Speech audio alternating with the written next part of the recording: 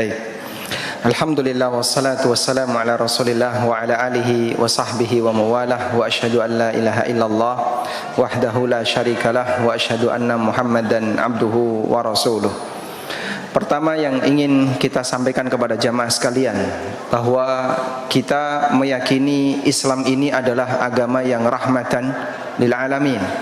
Sebagaimana yang Allah tegaskan dalam Al-Quran, wa ma arsalnaka illa rahmatan lil alamin.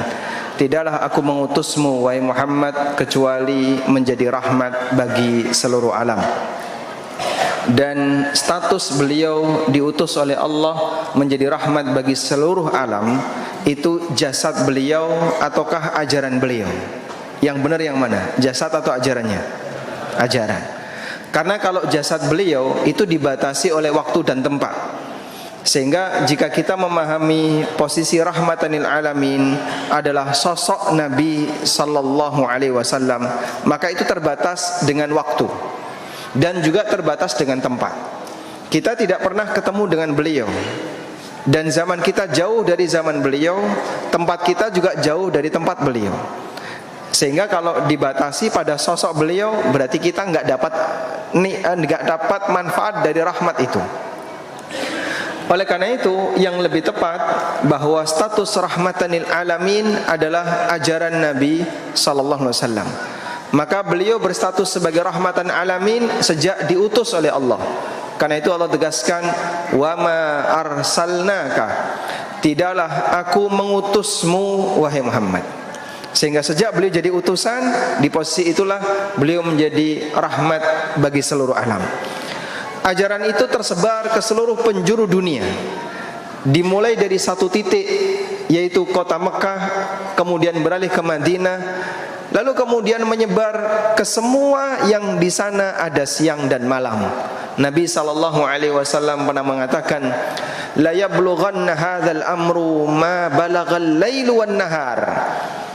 Agama ini akan tersebar di tempat di mana di sana ada siang dan malam. Maka sepanjang di tempat itu ada matahari dan ada waktu malam, dan itu artinya adalah seluruh permukaan bumi yang dihuni oleh manusia, maka Islam datang ke sana.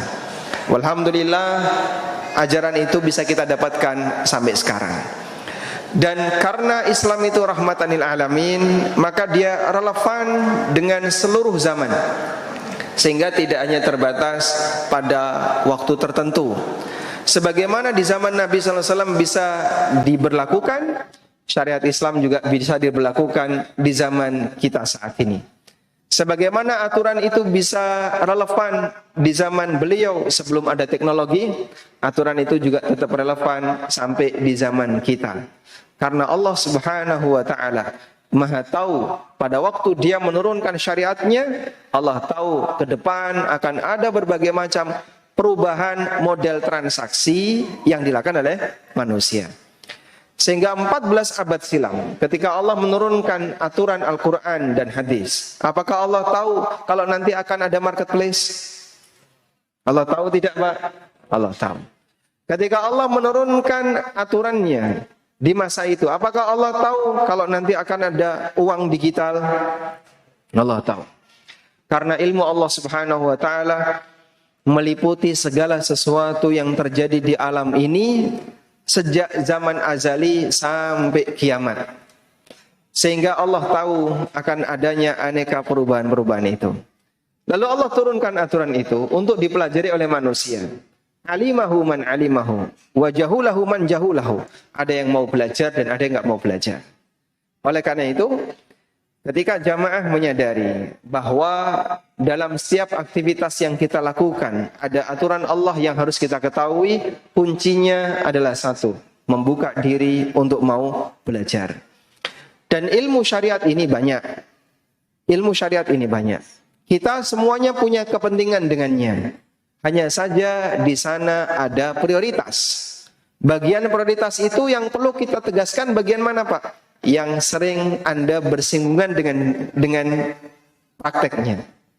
Oleh karena itu ketika Bapak Ibu sering bersinggungan dengan masalah jual beli, masalah muamalah, lazim, wajib bagi setiap muslim untuk tahu tentang bagaimana hukumnya. Karena itu di masa Umar bin Khattab radhiyallahu anhu, pada waktu beliau melakukan inspeksi di pasar, Umar radhiyallahu anhu memberikan ketentuan, la yabi'u fi suqina illa man tafaqaha wa illa akala riba sya'a am aba. Dicek satu-satu para pedagang. Kalau dia nggak bisa jawab, maka dicambuk oleh Umar, dipukul oleh Umar dengan tongkat kecil yang disebut dengan hirrah. Dipukul oleh Umar bin Khattab sambil mengatakan, tidak boleh bertransaksi di pasar kami ini kecuali mereka yang paham agama, yang paham hukumnya. Jika tidak, dia makan riba, sadar maupun tidak sadar. Jadikan ini sebagai prinsip. Sehingga setiap kali Anda mau melakukan sesuatu, kita punya kaidah al-ilmu qabla al-qawli wal amal. Selanjutnya, berkaitan dengan masalah transaksi online. Pada asalnya urusan dunia itu hukumnya mubah, kecuali yang dilarang oleh syariat. Kenapa urusan dunia itu hukumnya mubah? Karena Nabi SAW telah menyerahkan urusan dunia itu kepada manusia.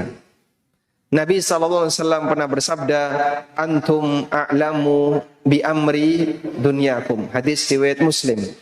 Kalian lebih ngerti tentang urusan dunia kalian. Sehingga bagaimana urusan dunia kita, Rasulullah SAW serahkan kepada umatnya. Namun ada dua hal yang perlu kita bedakan. Ada urusan dunia dan ada hukum urusan dunia. Ada urusan dunia, ada hukum urusan dunia. Sama atau beda? Beda. Kalau urusan dunia, Nabi SAW mengatakan, kalian lebih ngerti, antum a'lamu bi amri dunyakum. Kalian lebih paham tentang urusan dunia kalian. Tapi kalau hukum urusan dunia, Rasulullah SAW yang paling paham. Karena bicara hukum berarti kaitannya dengan aturan yang diturunkan oleh Allah. Masalah batasan halal dan haram. Tapi kalau bicara urusan dunia, itu kaitannya dengan teknis, kaitannya dengan metode, dengan cara, dan seterusnya. Bagaimana cara orang bermuamalah? Bebas. Bagaimana cara orang dan metode orang dalam bertransaksi? Boleh dikembangkan. Karena dalam hal ini Nabi SAW kembalikan kepada umatnya. Tapi kalau kita berkaitan dengan masalah aturan, kembalikan kepada syariat yang ditetapkan oleh Allah Ta'ala. Maka bedakan antara kalimat ini ya. Kalian lebih paham tentang urusan dunia kalian. Kalimat yang kedua, kalian lebih paham tentang hukum urusan dunia kalian. Yang benar yang mana? Satu atau dua? Pertama atau kedua? Pertama. Kalau pertanyaannya, siapa yang paling paham tentang hukum urusan dunia? Rasulullah sallallahu alaihi wasallam. Selanjutnya adalah mereka yang belajar dari Nabi sallallahu alaihi wasallam. Lalu generasi setelahnya yang belajar dari para sahabat dan demikian seterusnya hingga di zaman kita. Dipahami ya? Baik. Kemudian berikutnya berkaitan dengan masalah transaksi online. Apa hal yang paling mendasar yang perlu kita pahami? Tentang transaksi online, pada prinsipnya aturannya sama sebagaimana transaksi offline. Pada prinsipnya dalam transaksi online sama sebagaimana transaksi offline. Sudah? Ada beberapa aturan yang penting untuk diperhatikan di situ. Yang pertama, semua benda ribawi yang merupakan turunan emas dan perak tidak boleh ditransaksikan secara online. Benda ribawi berupa emas dan perak dan turunannya tidak boleh ditransaksikan secara online. Maka tidak boleh jual beli emas secara online, jual beli perak secara online, baik yang bentuknya batangan maupun yang bentuknya perhiasan. Kenapa enggak boleh? Nabi sallallahu alaihi wasallam pernah bersabda, "Adz-dzahab bidz-dzahab riban illa ha wa ha. Al-fiddah bil fiddah riban illa ha wa ha. Adz-dzahab bil fiddah riban illa ha wa ha." Emas dengan emas statusnya riba kecuali jika ditransaksikan dari tangan ke tangan. Perak dengan perak statusnya riba kecuali ditransaksikan dari tangan ke tangan. Emas dengan perak juga riba kecuali jika ditransaksikan dari tangan ke tangan. Hadis riwayat Bukhari. Sehingga beliau menyebut ketika itu tidak dilakukan secara tunai, tidak dari tangan ke tangan, masuk kategori riba. Inilah yang mendasari kenapa jual beli emas, perak, dan turunannya. Perhiasan emas, perhiasan perak, dan yang lainnya tidak boleh dilakukan secara online. Karena disebut riba jika tidak tunai. Nomor satu. Yang kedua, bahwa kita tidak diperbolehkan untuk menjual barang yang belum kita miliki. Nabi SAW pernah berpesan kepada sahabat Hakim bin Hizam radhiyallahu anhu. Siapa Hakim bin Hizam? Beliau adalah keponakannya Khadijah. Khadijah bintul Khuwailid, istri Nabi SAW. Hakim bin Hizam masuk Islam ketika Fathu Mekah. Dan beliau termasuk di antara pedagang di kota Mekah yang banyak konsultasi kepada Nabi SAW dalam masalah jual beli. Oleh karena itu, banyak sekali hadis tentang masalah hukum jual beli, perawinya adalah Hakim bin Hizam. Hakim bin Hizam pernah bertanya kepada Nabi SAW tentang menjual sesuatu sebelum dimiliki. Maka Nabi SAW mengatakan, La tabi' ma laysa indak. Jangan kau jual sesuatu yang belum kau miliki. Maka menjual barang sebelum memiliki barang itu, baik offline maupun online, hukumnya melanggar hadis ini. Hukumnya dilarang. Sehingga tidak boleh dilakukan. Sudah? Bagaimana Pak jika sudah terjadi transaksi? Umumnya gini ya. Konsumen bayar DP dulu 10% misalnya. Lalu nanti sisanya akan dibayar setelah barang diserahkan oleh penjual ke pembeli. Sehingga saat akad dilakukan, penjual belum punya barang. Pembeli ngasih uang DP. Lalu penjual mencarikan barang itu. Setelah dapat, diserahkan ke pembeli. Kemudian pembeli bayar sisanya. Praktek seperti ini disebut dengan jual beli kali bil kali. Dan jual beli kali bil kali hukumnya haram bil ijma', haram dengan sepakat ulama. Ada 4 kriteria di mana sebuah transaksi disebut jual beli kali bil kali. Pertama, penjual belum punya barang. Yang kedua, sudah dilakukan akad.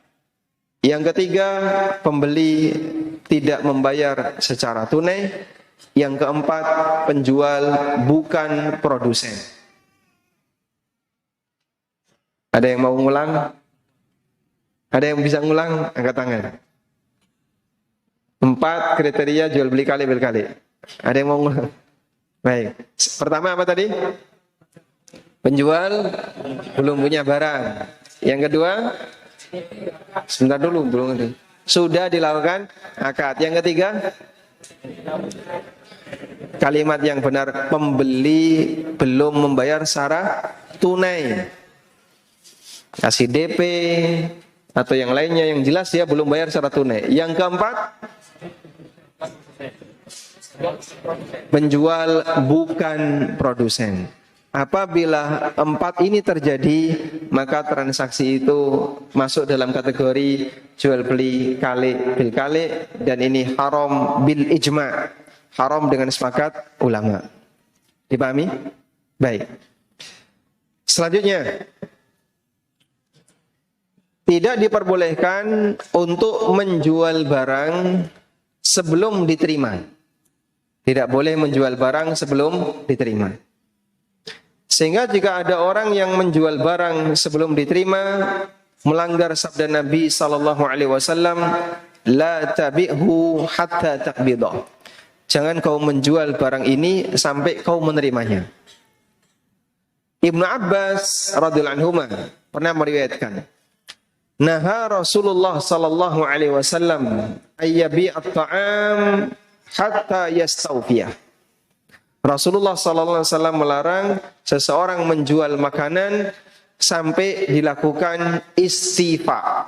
Sampai dilakukan istifa. Istifa itu apa sih, Pak? Istifa itu gambarannya kayak gini. Ada depo semen. Di gudang itu tersimpan 1000 sak semen. Ada? Lalu Anda punya toko bangunan. Membeli dari depo ini sebanyak 100 sak semen. Nah, Anda transfer, dihubungi lewat telepon, oke, semen tersedia 1000, Bapak mau beli berapa? 100. Baik, kami tunggu, ini tagihannya nilai sekian, silahkan transfer ke nomor rekening ini. Anda transfer ke nomor rekening itu. Sudah? Setelah transfer, semen tetap berada di tumpukan 1000 tadi. Belum dipisahkan. Lalu ada orang yang pesan dari Anda, Pak, saya butuh 50 sak semen. Baik, segera kami kirim. Anda ngubungi depo tadi. Tolong dong kirimkan 50 sak semen. Sudah dipisahkan dan dikeluarkan dari gudang, barulah disebut istifa. Sampai di sini paham? Baik. Tawus bertanya kepada Ibnu Abbas, kaifa dzaka? Kenapa itu tidak boleh? Kenapa yang seperti ini tidak boleh? Lalu Ibnu Abbas radhiyallahu anhu menjelaskan, dzaka darahim bidarahim wa ta'amu murja. Karena hakikatnya itu adalah uang ditukar dengan uang sementara barangnya tertunda. Ya? Belum paham, Pak? Baik, saya kasih ilustrasi. Kita sambung penjelasan tentang hadis dari Ibnu Abbas tadi ya. Kalau orang menjual barang sebelum dia terima barang itu, kenapa disebut oleh Ibnu Abbas hakikatnya adalah menukar uang dengan uang? Saya kasih ilustrasi seperti ini. A, dia seorang penjual, apa yang paling gampang? Penjual beras. Udah? A menghubungi toko B. Dia membeli 10 sak beras dengan harga 1 juta. Lalu dibayarlah oleh A dengan cara transfer 1 juta. Selanjutnya A menyampaikan kepada teman-temannya, saya punya 10 karung beras. Siapa yang butuh, saya jual dengan harga 1.200.000. Dia ngambil berapa? 200.000. Lalu C butuh. Baik, kalau begitu silahkan kamu transfer 1.200.000. Dibayarlah C ke A 1,2. Ya? Lalu A nyuruh kepada toko beras, tolong kirimkan 10 karung ke C. Dikirimlah 10 karung tadi. Baik, sekarang ada zoom A di zoom. Nah, ketika A di zoom tetap A ya. Hakikat pada diri A ini apa? Keluar 1 juta, masuk 1.200.000. Itulah yang disebut oleh Ibnu Abbas, dzaka darahim bidarahim wa ta'amu murja. Hakikatnya adalah uang ditukar dengan uang, namun makanannya atau barangnya tertunda.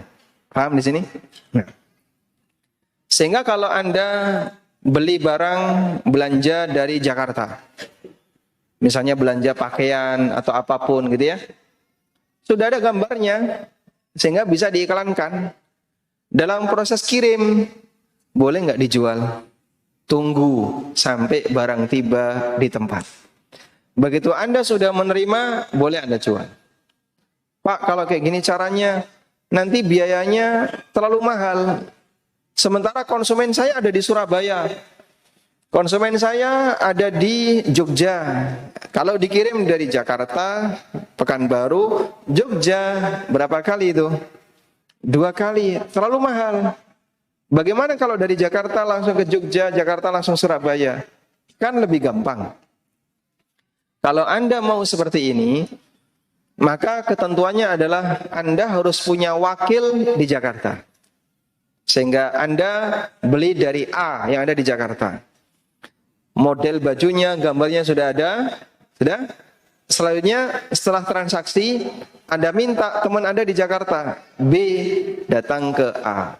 Baik, saya mewakili Pak Budiman untuk menerima bajunya Pak Budiman. Maka B ini datang hanya untuk menerima. Lalu oleh A diserahkan, ini bajunya Pak Budiman, sesuai dengan akad yang kita lakukan. Ya? Setelah diterima oleh B sebagai wakil Anda yang ada di Pekanbaru, selanjutnya B boleh menyerahkan kembali ke A. Dan Pak Budiman, ya, wahai A, Pak Budiman berpesan kepada saya setelah saya terima untuk dititipkan kembali kepada Anda. Sudah? Berarti ada akad tambahan, namanya akad apa? Wakalah.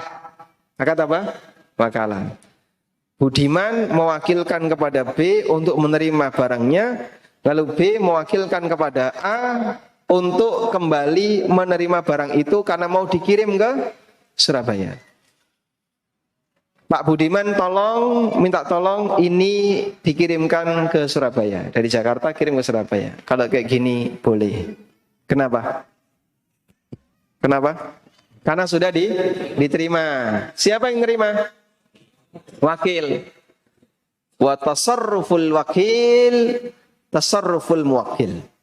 Dan status perbuatan wakil sama dengan perbuatan yang diwakili. Sampai di sini jelas? Alhamdulillah. Oleh karena itu, ketika ada orang yang membeli sesuatu secara online dan barangnya baru dalam tahapan kirim, maka dia belum boleh menjualnya sampai barang itu diterima. Kecuali kalau dia mutus orang sebagai wakil untuk menerima di tempat penjual. Selanjutnya nanti dikembalikan ke penjual, minta tolong kirimkan ke B atau ke C yang ada di kota yang lain. Paham ya?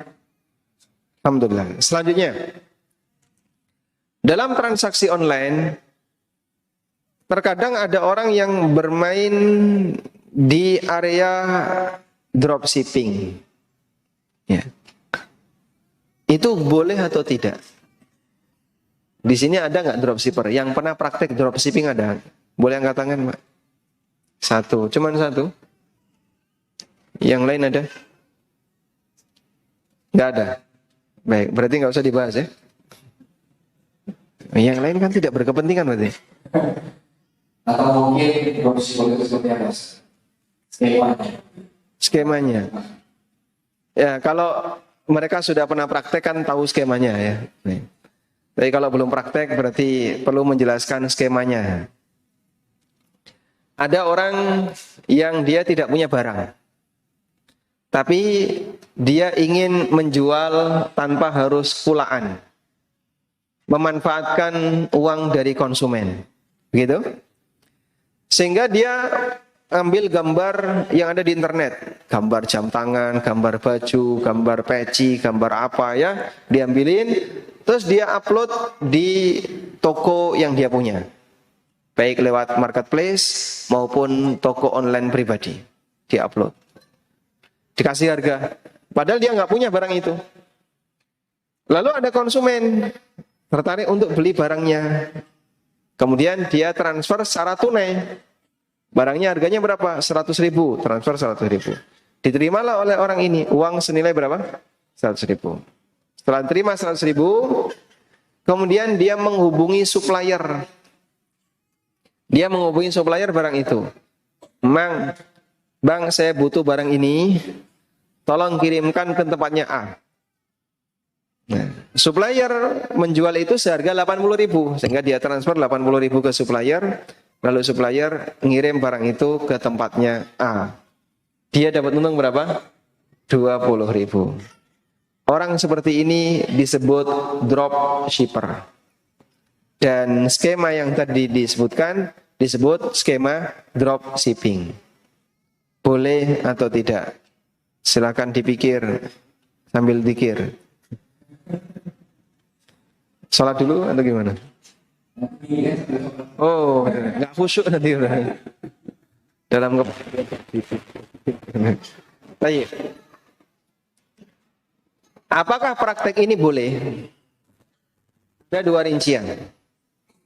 Yang pertama, si penjual ini beliau merupakan wakil dari supplier.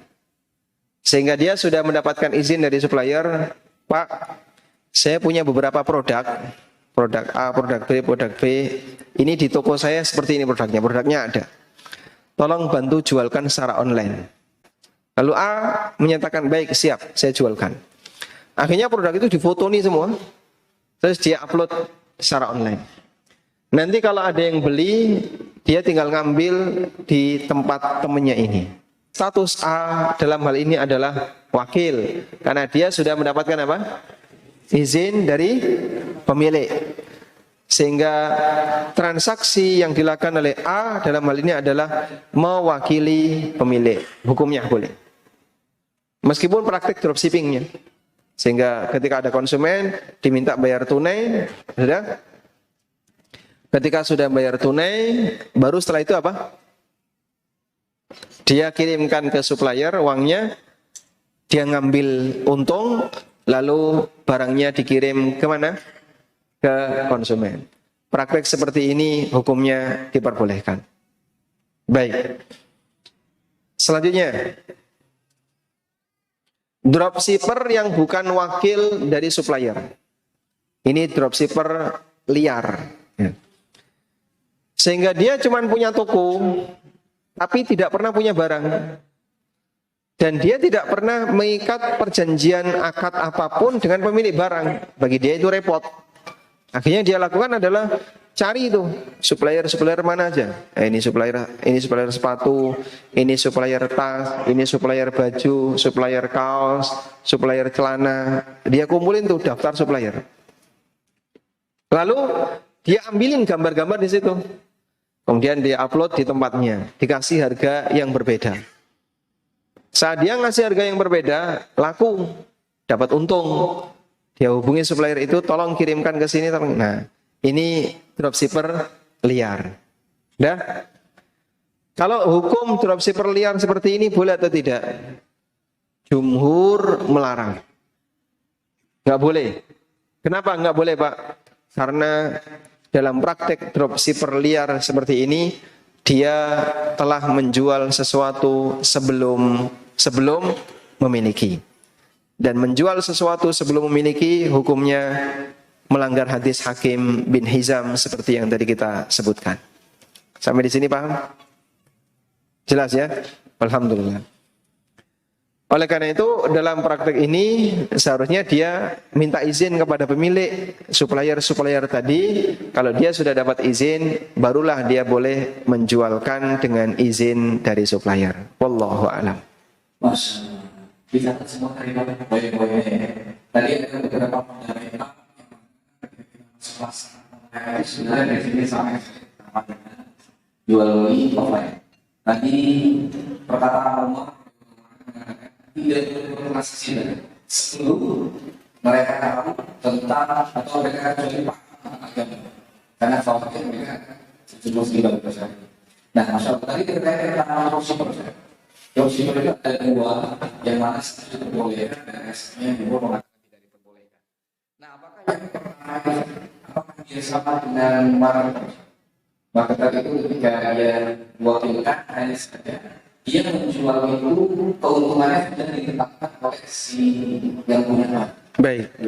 Jadi masalah nama disebut marketer, dropshipper, reseller, terus apa lagi, exporter dan seterusnya itu hanya nama ya. Masalah nama bebas, mau disebut apapun bebas. Yang jelas kalau dari sisi tinjauan fikih orang ini wakil yang diperintahkan untuk menjualkan. Dan ini disebutkan dalam Sahih Bukhari. Beliau mengutip keterangan yang disampaikan oleh Ibnu Abbas radhiyallahu anhu. Ibnu Abbas pernah mengatakan, la ba'sa ayyakula bi hadza famazada ala kadza wa kadza fa huwa laka. Boleh seseorang mengatakan, tolong jualkan HP ini. Jika lebih dari nilai sekian, itu jadi milik kamu. Sehingga ada orang titip jualkan mobil ya. Pak, tolong jualkan mobil saya ya. Pokoknya mobil saya ini kamu jualkan store ke saya 100 juta. Kalau kamu bisa berhasil menjualkan lebih dari itu punya kamu. Akhirnya si A berhasil menjual senilai 150. Maka yang 100 juta serahkan kepada pemilik, yang 50.000 jadi miliknya si A. Karena laku 100 juta 50.000. Ini dibolehkan oleh Ibnu Abbas radhiyallahu anhu dan itu disebutkan dalam hadis riwayat Bukhari.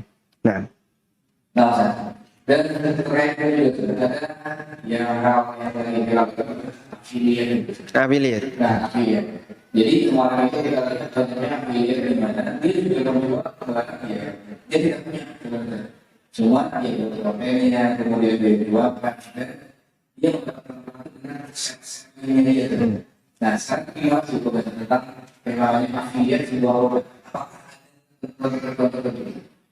ini kalau lihat dari jamaah yang hadir usianya beragam ya. Kadang saya berpikir kalau sudah tua dengar affiliate itu panganan opo ya. Makanan apa tuh Pak affiliate itu Pak? Tapi Anda tetap sabar untuk dengerin ya. Baik. Bisnis afiliasi artinya adalah dia memberi kesempatan bagi orang lain untuk turut serta memasarkan, lalu nanti dia diberi ujroh. Dia diberi ujroh. Pada prinsipnya, afiliasi seperti ini, akad utamanya adalah akad ju'alah. Ada akad namanya akad ju'alah. Akad ju'alah itu kalau bahasa kita ya sayembara. Allah sebutkan cerita tentang ju'alah seperti pengumuman yang disampaikan oleh Yusuf alaihissalam ketika saudara-saudara Yusuf mau pulang meninggalkan istana. Qala ya ayyuhal 'iru innakum lasarikun. Beliau mengatakan, wahai rombongan, kalian tuh maling, kalian pencuri. Qalu wa ma tafkidun. Maka saudaranya Yusuf menjawab, kalian kehilangan apa? Kok kami pencuri? Qalu nafkidu suwa'al malik. Kami kehilangan gantangnya raja. Waliman jaa bihi himlu ba'irin wa ana bihi za'im. Siapa yang berhasil mendatangkan gantangnya raja, maka dia akan mendapatkan hadiah bahan makanan yang bisa dipikul oleh onta. Wa ana bihi za'im, dan aku akan jamin orangnya selamat. Akhirnya gimana? Mereka semuanya tidak ada yang ngaku. Lalu oleh Yusuf diapain? Diperiksa satu-satu. Dan sebenarnya gantang itu ditaruh di mana? Di kantongnya Bunyamin, agar nanti Bunyamin tidak boleh diminta pulang karena dia sebagai pelaku. Fabada'a bi'awiyatihim qabla wi'a'i akhi. Maka Yusuf memeriksa pertama adalah kantong-kantong saudara-saudaranya yang lain. Nah, diperiksa. Kok nggak nemu. Sampai yang terakhir Bunyamin. Loh, ketemu di Bunyamin. Sekarang Bunyamin ditangkap. Nggak boleh pulang. Wah, saudaranya bingung. Loh, bukankah kita sudah mengambil perjanjian dengan bapak? Kalau Bunyamin harus dijaga sampai selamat pulang kembali ke rumah. Akhirnya salah satu di antara mereka mengusulkan, wahai sang raja, gantikan saya sebagai penggantinya. Jadikan saya sebagai penggantinya Bunyamin. Tidak bisa. Dalam hukuman itu tidak boleh diwakilkan. Ya, kalau akad boleh diwakilkan, tapi kalau hukuman tidak boleh diwakilkan. Yang bersalah siapa? A. Terus A mau diapain? Oh, dia terdakwa, dia harus dihukum. Ya udahlah, A itu kan orangnya orang penting, diwakilkan dengan B, boleh nggak? B ini pengangguran. Nanti A bayar ke B, nggak bisa. Untuk urusan hukuman tidak boleh diwakilkan. Ya. Itu contoh praktek apa tadi? Ju'alah. Siapa yang berhasil nangkap, maka dia dapat hadiah. Nah, dalam affiliate juga kayak gitu. Siapa yang berhasil dapat konsumen, maka nanti saya kasih upah sekian. Sehingga dalam bisnis afiliasi, di situ ada orang yang diberi kesempatan turut memasarkan, namun dia diberi upah jika berhasil. Kalau nggak berhasil ya nggak ada upahnya. Praktek ini boleh. Tapi ada syaratnya. Syaratnya apa, Pak? Tidak boleh bayar. Kalau bayar jadinya gharar. Contoh, saya punya banyak produk. Saya jual secara online di misalnya ANB Store. Ya? Lalu ada orang yang tertarik. Boleh nggak saya ikut memasarkan? Nanti kamu kasih link, namanya link referral ya. Link ini namanya apa? Link referral. Kamu kasih link, kemudian tak taruh di web saya. Nanti ada kode khusus. Siapa yang beli ngeklik dari web saya akan mendapatkan fee. Baik, tapi saya minta syarat.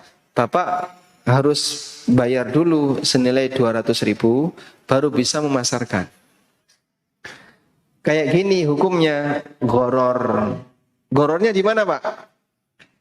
200.000 itu nggak jelas. Nggak jelasnya di mana? Bayar 200.000 dapat apa? Kesempatan memasarkan. Dapatnya apa?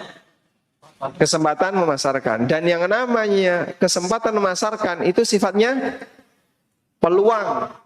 Kalau sifatnya peluang ada dua kemungkinan. Bisa berhasil, bisa gagal. Kalau berhasil untung, kalau gagal buntung. Maka 200.000 dapatnya enggak jelas. Disebut dengan apa? Gharar. Tapi kalau gratis boleh. Wallahu a'lam. Masya Allah, udah dari afiliat ya. Karena di sini ada Mas Adi. Nah, alhamdulillah juga sudah masuk banyak pertanyaan hari ini di sini. Izin saya membacakan yang pertama. Bismillah. Kalau misalkan kita itu datang ke satu toko, kemudian kita minta izin untuk menjualkan produknya, dan kemudian kita menaikkan harga dari harga si toko tadi. Nah, apakah ini termasuk ke dalam dropshipper yang liar? Sudah minta izin ya? Dia sudah minta izin. Kalau sudah minta izin berarti bukan dropshipper yang liar. Masuk kategori dropshipper liar jika dia belum minta izin. Sehingga dalam hal ini kalau Anda sudah minta izin ke toko untuk menjualkan, lalu nanti izin naikkan harga, silakan, hukumnya boleh. Wallahu a'lam. Baik. Mungkin di sini ada yang mau bertanya langsung dengan Ustaz, boleh? Ada? Nah, ada yang mau bertanya, Ustaz. Cuman mic-nya mana? Masya Allah ya. Sambil nunggu mic-nya, yang mana ada mic-nya silakan kasihkan ke saudara kita. Dan tentunya hari ini kita berharap membahas tentang hukum jual beli online. Ya, Enggak jadi. Oh, enggak jadi. nah, boleh silakan Bapak. Ya, silakan bertanya langsung. Pakai mic ini aja. Ini gimana? Ya, silakan Pak.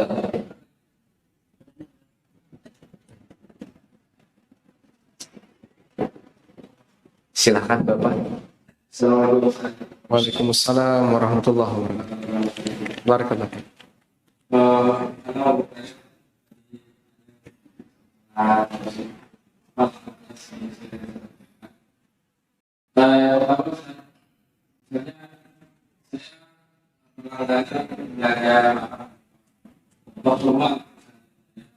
Saya sudah melakukan dengan sebulan ternyata ketika barang habis sekarang saya untuk dikirim ke area baik yang berdekatan dengan kedua beda area lain. Tapi itu saya bayar setelah konsultan saya. Seperti ini dibolehkan. Jadi Anda sudah berlangganan. Lalu suatu ketika barang kosong di tempat Anda ya. Tapi di tempat langganan Anda ada? Ada. Nah, kemudian Anda terima konsumen, bayar tunai dia, baru Anda bayarkan ke tempat langganan. Dia bayarnya apa? Tunda. Konsumen Anda tunda. Baik. Kalau yang terjadi demikian berarti Bapak belum punya barang. Konsumen sudah bayar DP. Sementara konsumen dia tidak bayar tunai ya. Dia bayar DP, sudah dilakukan akad dan kurma kan tidak mungkin diproduksi. Maka memenuhi 4 kriteria apa tadi? Kali bil kali. Karena posisi Anda dalam hal ini adalah sebagai trader. Pembeli, belanja, kemudian jual ulang. Maka praktek ini seharusnya tidak dilakukan. Sehingga Bapak harus berani untuk mengatakan, mohon maaf, barang lagi kosong, tunggu dulu. Nah, kalau lagi kosong, Bapak tidak boleh melayani dia. Wallahu a'lam. Baik, gimana Bapak? Sudah? Oh, Masya Allah, ada Pak Eri. Masya Allah. Silakan Pak Eri, pertanyaannya Pak Eri.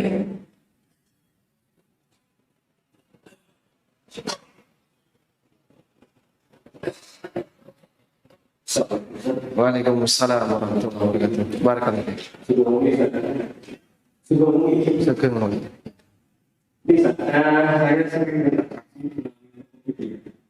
Saya jika order saya terus baru saya beri terus saya punya Agar ada dari Tokopedia. Saya selalu mengeluarkan Tokopedia. Jadi ada sih order barang barangnya Bapak punya. Barangnya Bapak punya? dari Tokopedia. Nyari di Tokopedia. Jadi saat di order Bapak nyari di Tokopedia. Ya. Nah, Tokopedia tidak punya barang tapi Ada supplier. supplier. Saya kemudian supplier Tokopedia. Tokopedia apa berjualan? Tokopedia hanya Platform. Dia adalah platform yang mempertemukan penjual dan pembeli secara online. Jadi Bapak itu transaksinya dengan supplier, tapi dilayani oleh mesin. Iya. Terus Baik. Terus setelah saya coba itu bayar Tokopedia. ya, Kenapa begitu saya Tokopedia? Saya khawatir karena saya terima harus sesuai dengan customer saya. ya. Kalau saya langsung ke customer saya khawatir semakin tidak mau kembalikan barang kembalikan uang. Iya. Apakah seperti itu boleh? Nah, baik. Berarti dalam posisi ini Bapak menjual sebelum punya barang ya. Kata kuncinya di situ. Setelah ada permintaan, order baru Bapak cari. Konsumen bayar apa? Konsumen Bapak bayar ke Bapak enggak? Setelah dia nerima barang baru bayar. Baik, sekarang saya kasih solusinya kalau kayak gitu. Nah, jika yang terjadi adalah konsumen belum bayar sama sekali dan dia baru bayar setelah barang tiba di tempatnya, maka yang bisa Bapak lakukan adalah 2 tahap. Tahap 1 penawaran, tahap 2 akad.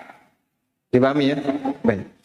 Sepanjang barang belum Bapak miliki, nggak boleh akad. Itu kata kunci. Karena tadi kita sudah sepakat berdasarkan hadis Hakim bin Hizam, apa tadi?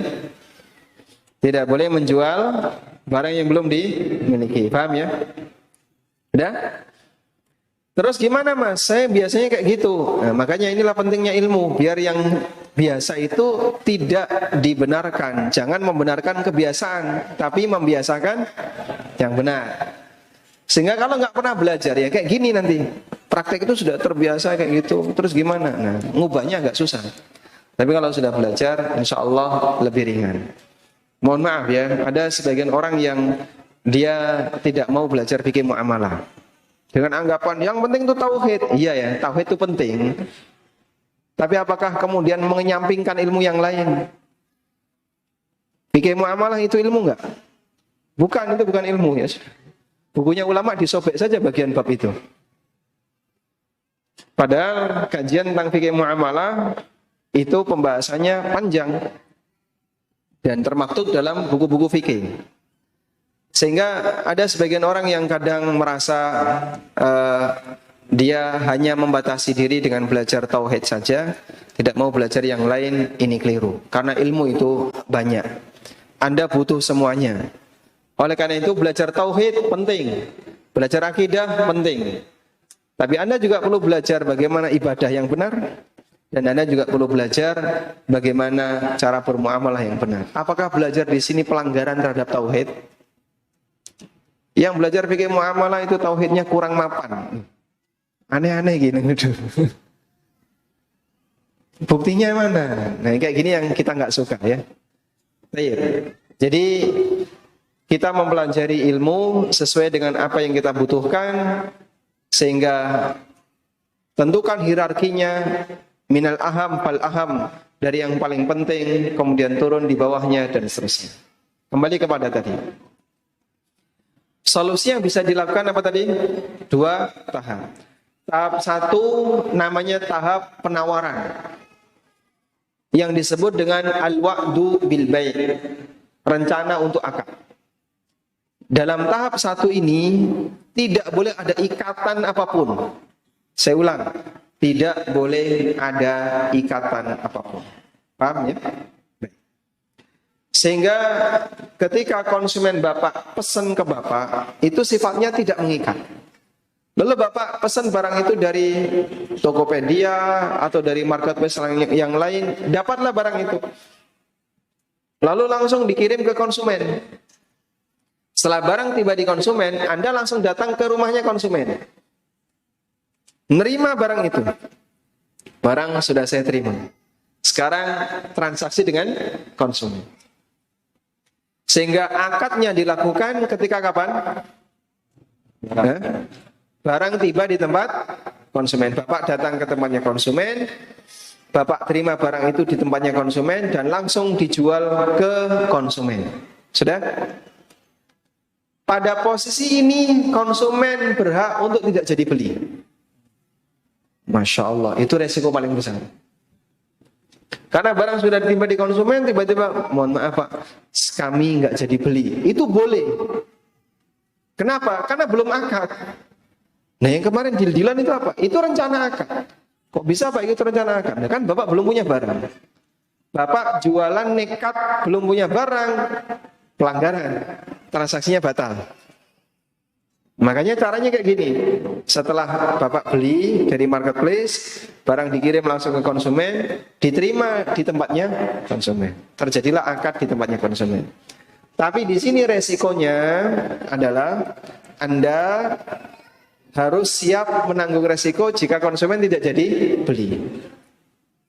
Sehingga kalau konsumen paham tentang fikih ini, mungkin dia hadir dalam kajian ini misalnya atau nonton online, terus ngerjain Bapak kayak gitu. Barang sudah dikirim ke beliau, mohon maaf Pak, saya nggak jadi beli. Maka tidak boleh dipaksa. Sakit hati boleh nggak? Boleh nggak sakit hati? Itu urusan pribadi ya. Tapi maksa nggak boleh, karena tadi belum akad. Wallahu a'lam. Alhamdulillah. Dan sambil menunggu nanti pertanyaan dari yang akhwat, yang saya izin membacakan yang sudah dikirim ke sini. Jadi ada pertanyaan gini Ustaz.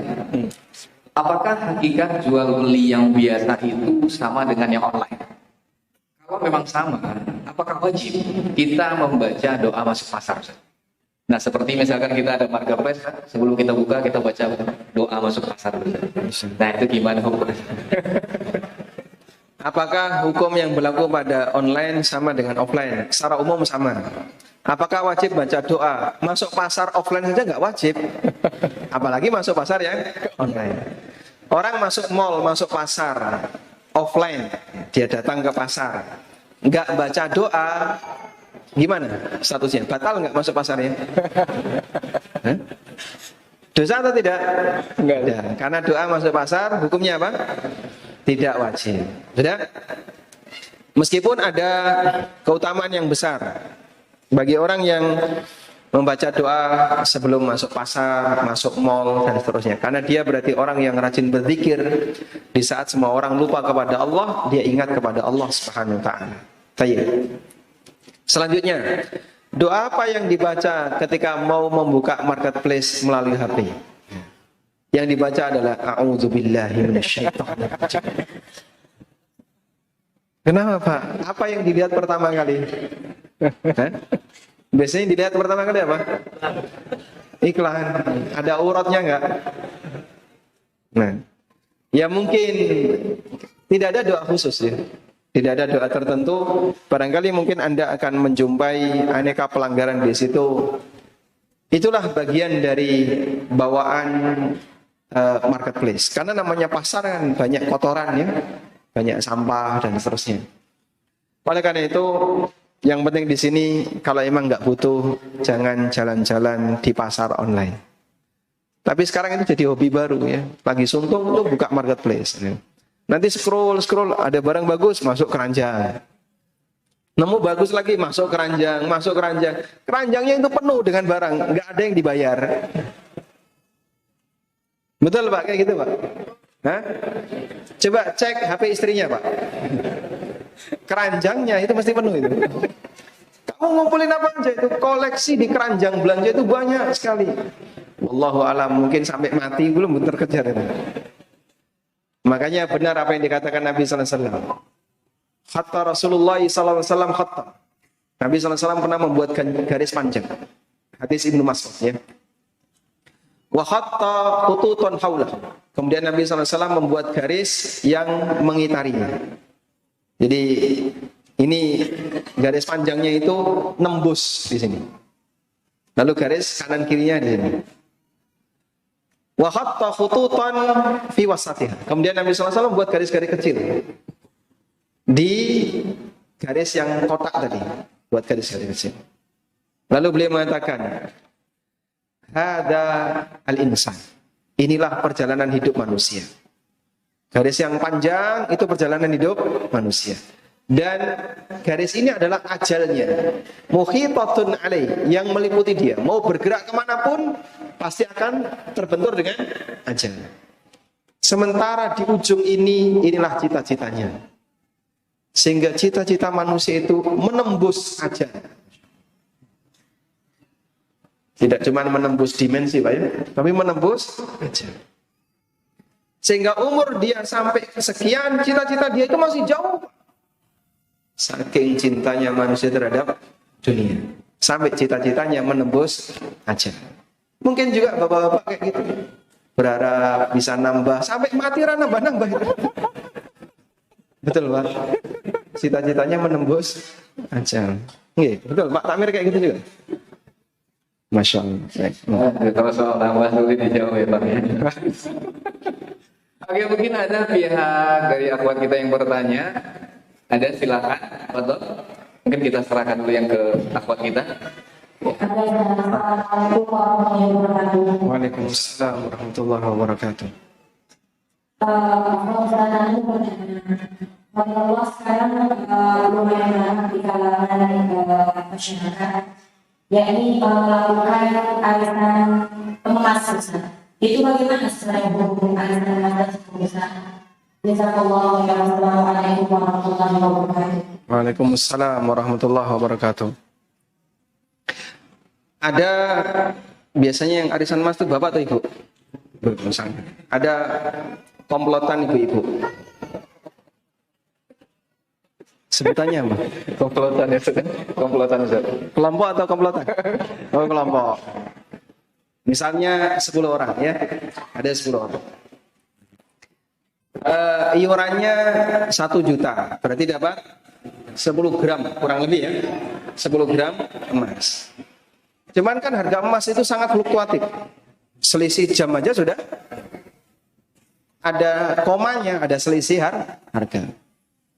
Sehingga iuran tanggal sekian hari ini masing-masing iuran 1 juta. Pas harga emas senilai 9 juta, misalnya 9.800.000 untuk 10 gram. Udah? Maka dari iuran 10 juta tadi masih sisa 200.000. Orang kedua, harga emas tepat 1 juta. Sehingga total 10 juta. Orang ketiga, harga emas sekarang 1 juta 20.000. Sehingga dari iurannya butuh 10 juta 200.000. Loh, terus beda-beda kayak gini, iurannya berapa? Nggak seragam. Ini satu masalah. Sehingga ketika iurannya nggak seragam, ada orang yang terkadang dapat manfaat lebih besar dibandingkan dengan orang lain. Padahal dalam transaksi arisan, hakikatnya adalah utang piutang. Hakikatnya adalah utang piutang. Paham di sini? Baik. Yang kedua, sebenarnya dari 10 orang ini A sampai A, B, C sampai C. Orang terakhir C. Ya. Ketika orang pertama dapat, berarti dia bayar 1 juta, dapat 10 gram emas. Gitu? Nah, berarti dia sudah lunas belum? Belum. Dalam posisi ini dia masih terutang. Dan dia diutangi oleh teman-temannya. Orang kedua, dia bayar 1 juta, nggak dapat apa-apa. Tunggu giliran berikutnya. Orang ketiga, sampai yang ke-10, dia bayar yang 10 kali baru dapat. Berarti kan hakikatnya transaksi emas tapi tidak tunai. Dan itu riba nasi'ah. Oleh karena itu dalam hal ini, arisan emas tidak kami rekomendasikan bagi yang sudah melakukannya tobat. Ya. Karena ini termasuk praktek riba nasi'ah. Wallahu a'lam. Ternyata itu riba ya. Jadi buat yang sudah melakukan mungkin taubat. Gitu. Gimana? Ada lagi yang mau bertanya di sini? Silakan. Boleh mungkin lebih ke depan aja, Pak. Karena di sini ada beberapa juga pertanyaan yang sudah masuk. Insya Allah kita sampai jam 8.30. Ada sekitar 15 menit lagi lebih kurang. Insya Allah. Setelah itu kita akan sholat isya. Baik, Fadl, langsung pertanyaannya, Pak. Assalamualaikum. Saya juga kaget, laki-laki tapi suaranya perempuan gitu. Iya, gimana? Yang laki-laki dulu atau perempuan? Perempuan. Suara istrinya, Bang, bukan? Bukan. Oke, silakan Ibu. Setelah ini kita serahkan ke abangnya. Assalamualaikum warahmatullahi wabarakatuh. Waalaikumsalam warahmatullahi wabarakatuh. Saya Iya, sayangnya gimana? Halo Ibu. Halo. halo. Ya, silakan. Saya di sini jualan yogurt. Jadi Jualan apa? yogurt. Yogurt. Ya, yogurt online. Jadi di situ ada proses fermentasi selama 24 jam. Jadi kalau dia order sekarang itu bisa dia dapatkan barangnya itu besok. Itu udah diangkatkan, udah dibilang dengan pembeli gitu. Tapi kalau biasa saya lakukan itu saya suruh transfer dulu sih. Itu gimana? Baik. Nggak tahu seluruhnya soal itu. Baik. Akad yang Anda lakukan, Anda kan produsen dalam hal ini ya. Karena Anda melakukan proses produksi. Sehingga dia bukan barang hasil alam. Tapi barang olahan. Sehingga yang Anda jual barang jadi hasil olahan. Proses yang Anda lakukan ini namanya proses istisna. Sehingga akad Anda dengan konsumen adalah akad istisna. Dan dalam akad istisna atau akad minta diproduksi barang, dibolehkan terpisah antara akad dengan serah terima barang. Sehingga akadnya bisa malam ini. Tapi serah terimanya besok, boleh. Itu namanya akad istisna. Misalnya, Bapak datang ke penjahit, ya. Lalu minta, tolong dong buatkan baju kayak gini. Ini contohnya. Oleh penjahit diukur. Terus Anda diminta milih kain. Bisa jadi penjahit tidak sedia kain, tapi dia bisa mencarikan. Pengen yang kain apa Pak? Saya pengen yang warna putih, jenis kainnya kayak gini. Tapi lagi kosong. Namun kita bisa usahakan. Oke, deal harga sekian. HP 10%. Lalu Anda pulang. Ini praktek kali bil kali atau bukan? Bukan. Kenapa? Ada proses produksi. Makanya 4 tadi ya. Syarat yang terakhir apa? Penjual bukan produsen. Kalau penjualnya produsen, tidak berlaku kali bil kali. Sehingga insya Allah praktek yang ibu lakukan hukumnya mubah. Walhamdulillah. Alhamdulillah. Sampai dua hari. Oke, saya tahu. Yang ingin saya tanyakan tentunya mewakili kami ini konsumen yang bukan penjual dan penjual Konsumen ya, mewakili konsumen. Dari YLKI, Lembaga Pelindungan Konsumen. Mungkin yang pertama pertanyaannya terkait tadi mungkin teman dijelaskan sekali lagi mengenai paket kriteria tadi yang telah.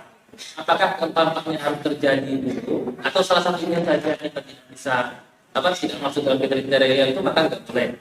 Itu yang pertama. Yang kedua minta tolong jelaskan mungkin yang dimaksud dengan tunai ini seperti apa. Saya masih kurang paham masalah itu. Tunai itu kayak gimana? Oh, baik. Kemarin waktu akad nikah maharnya tunai atau kredit?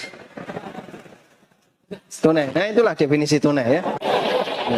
Dengan mahar ini dibayar tunai, itulah definisi tunai. Iya, artinya di majelis akad. Yang dimaksud tunai apa?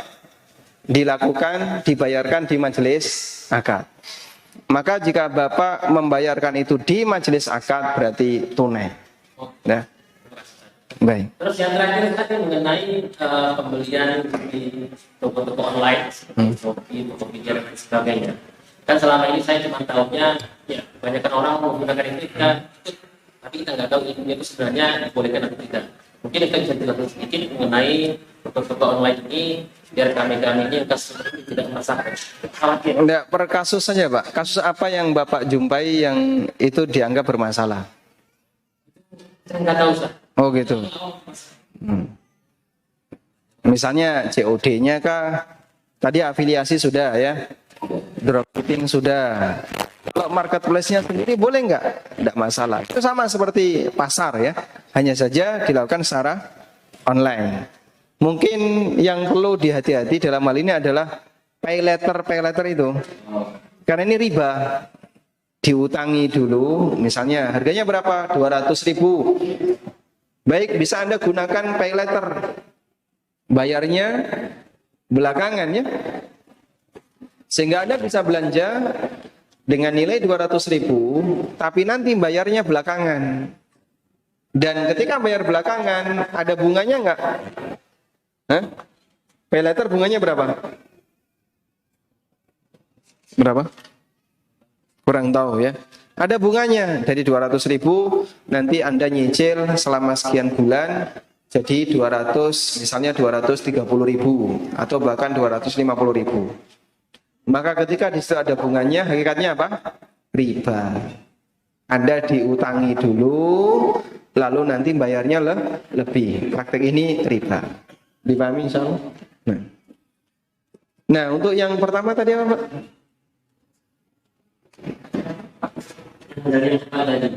Baik.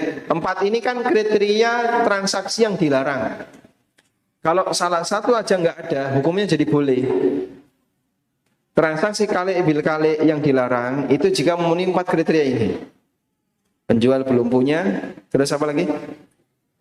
Sudah dilakukan akad, terus pembeli belum bayar secara tunai, lalu penjual bukan produsen. Apabila salah satu saja tidak masuk, transaksi jadi boleh. Tapi kalau keempat-empatnya terpenuhi, transaksinya dilarang. Wallahu a'lam. Oke, gimana Pak? Sudah? Masya Allah, Alhamdulillah. Ini masih banyak pertanyaan, Ustaz. Tapi kita masih ada sekitar 10 menit lagi, insya Allah. Assalamualaikum warahmatullahi wabarakatuh, Ustaz. Waalaikumsalam warahmatullahi wabarakatuh. Ana menjual barang secara PO yang mana Ana iklankan jika ada pembeli. Ana akan sampaikan bahwa saya pesan barang sesuai customer yang ikut PO. Jika barang sudah ready, baru Ana menyerahkan barang tersebut ke customer dan baru dibayar. Di sini beliau mengatakan akad salah oleh customer. Apakah seperti ini diperbolehkan? Jazakallah khair. Beliau produsen atau bukan? Bukan. Bukan produsen, berarti nyari. Baik. Lakukan 2 tahap seperti yang tadi kita sampaikan ya. Tahap awal waktu PO itu sifatnya rencana akad. Sehingga saat konsumen pesan tidak ada ikatan sama sekali. Sudah? Dan al-wa'du laisa bai'an, sebagaimana kaidahnya Ibnu Hazm. Wal wa'du laisa bai'an. Sebatas rencana akad itu tidak sama dengan akad. Karena itu bisa dibatalkan secara sepihak. Sehingga dalam posisi ini ketika ada orang PO, Anda jadikan itu sebagai rencana akad.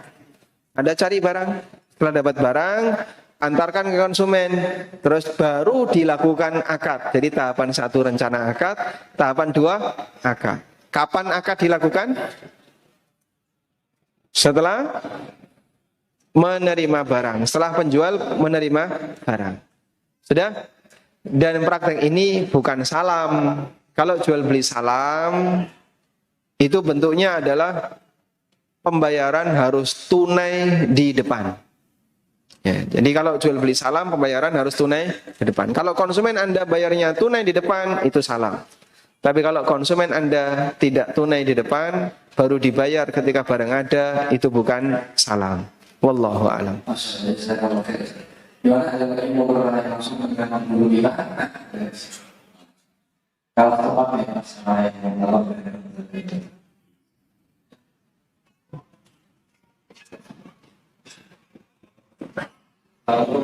Waalaikumsalam warahmatullahi.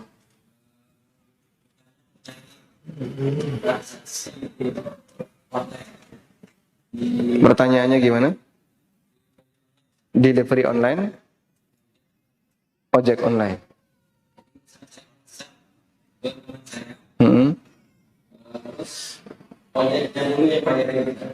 Baik. Kemudian nanti Anda bayarnya ke ojek plus ongkir ya. Nah, baik. Insya Allah paham pertanyaannya. Pada kasus delivery online itu ada satu titik yang menjadi perdebatan atau bahan diskusi oleh para asatidzah, yaitu posisi driver ojek online ini bayari dulu. Misalnya Anda beli makanan atau beli pakaian di tempatnya A seharga 200.000. Maka si driver bayari dulu 200.000, setelah itu diantarkan ke tempat Anda dan kemudian Anda bayar 200 plus ongkir. Nah, bayari dulu ini kan ditalangi dulu oleh driver. Ditalangi itu akadnya apa? Utang. Ditalangi itu akadnya utang. Lalu muncul diskusi di antara para asatidzah. Sebagian ada yang menilai ini haram karena melanggar sabda Nabi SAW, la yahillu salafun wa bai'. Utang tidak halal, utang digabung dengan jual beli. Tidak halal, utang digabung dengan jual beli. Sudah? Sehingga kalau ini dilakukan melanggar hadis Nabi SAW. Di situ ada akad utang dan ada akad jual beli jasa. Kemudian pendapat yang kedua mengatakan ini boleh karena utangnya itu bukan tujuan utama, tidak dimaksudkan. Utangnya di sini tidak dimaksudkan. Kenapa? Karena sebenarnya utang ini sifatnya hanya untuk mempersimpel, ya, mensederhanakan skema. Kalau drivernya itu datang dulu ke tempat Anda sebagai konsumen, Pak uangnya mana? Nanti tak ambilkan barangnya. Itu kan repot. Karena biasanya nyangkutnya itu di dekat toko. Misalnya Anda beli di toko A. Nyangkut drivernya di dekat toko. Nah, dia tinggal langsung ke toko, bayari, bawa ke tempat Anda. Biasanya kayak gitu ya. Nah, yang jadi masalah posisi utang ini gimana? Dia sifatnya hanya mengikuti. dan sesuatu yang sifatnya mengikuti maka tidak memberi pengaruh hukum. Ada satu kaidah, yathbutu taba'an ma la yathbutu istiqlalan.